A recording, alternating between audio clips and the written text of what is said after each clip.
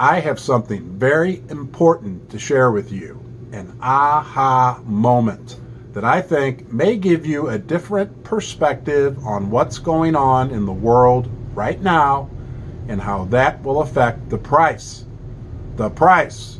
of silver and gold going forward.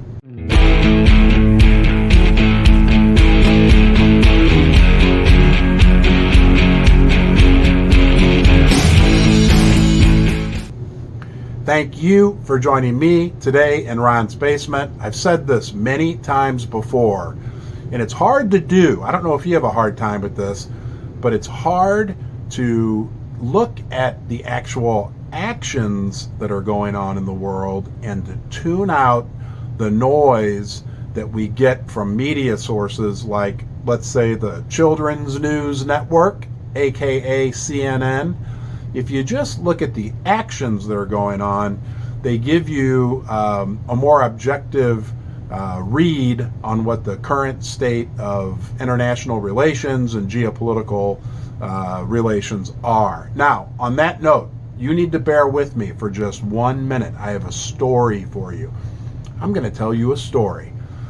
So just listen, grab a cup of coffee, and here we go. Let's say you have a next door neighbor that you do not like.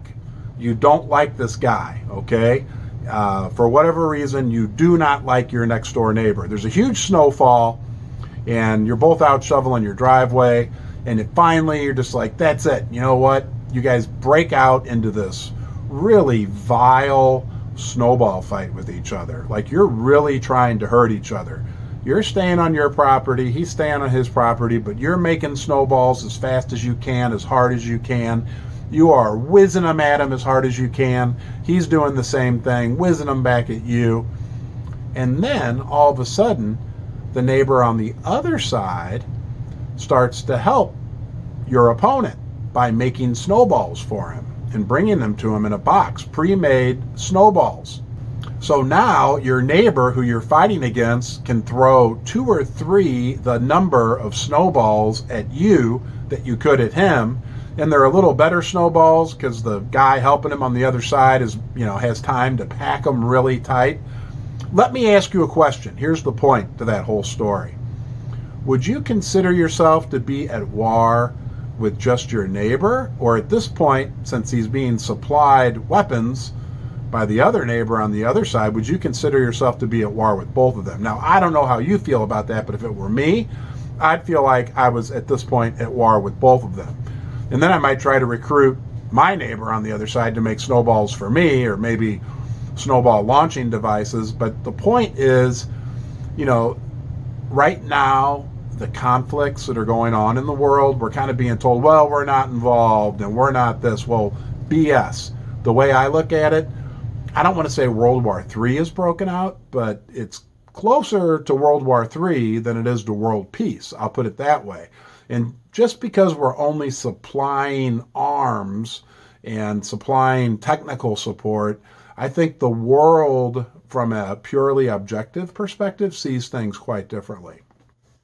Now, I'm beating a dead horse, so I won't go on and on about this ad nauseum, but at the end of the day, as the sanctions, add that in, sanctions on each other, all this other stuff that's going on, it's becoming a world that's divided, and it's becoming a world, and I know that the Russians and the Chinese didn't say this, but they've said, like, we're going to start relying more on hard assets, that we can't rely on the U.S. dollar because the U.S. confiscated it. So it's there's an environment that's being built that I believe is supportive for the price of precious metals. And while we're fed news on the TV and I think Americans don't really accept the fact that we're really involved in this situation, the world is splitting and splintering, and reliance upon long established